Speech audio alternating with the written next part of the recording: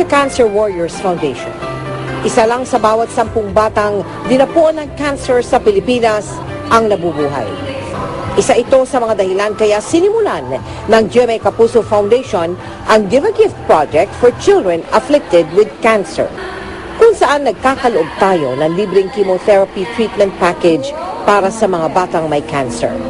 At matapos ang isang taon, kinumusta namin ang 3 sa 24 na beneficiaries. Si Maisha, ang panganay ni Gina, na patuloy pa rin nagpapamalas ng tapang laban sa liver cancer. Kasi kaya ako po nasabi yun dahil sa lagi po namin nagkikimo, yung mga kasama po niya, halos mamigay na nga po. Kaya nasabi na survivor siya. Ang 3 taong gulang na si Yuri naman, kinakikitaan pa rin ng sigla sa gitna ng pakikibaka sa cancer sa kidney. Maraming salamat po, Tita Meg. I love you po.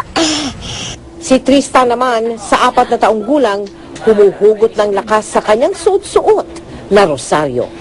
Gusto ko tamang katulog eh. Dapat ay tapos na ngayong Setyembre ang gamutan niya. Ngunit dahil inatake si Tristan ng seizure noong Mayo, kailangan na niyang ulitin ang 2 taon ng chemotherapy sessions. Katulad ni Tristan, kailangan pa rin ni Maisha at Yuri ng tuloy-tuloy na chemotherapy. Kumakatok po sa inyong mga puso ang mga nagmamahal kina Tristan, Maisha at Yuri. Sa magandang kalooban po dyan, hiningi po ako ng tulong sa anak ko. O sana matuloy na rin po yung operation niya. Sana po gumaling po siya na nawala na po lahat ng sakit sa katawan niya.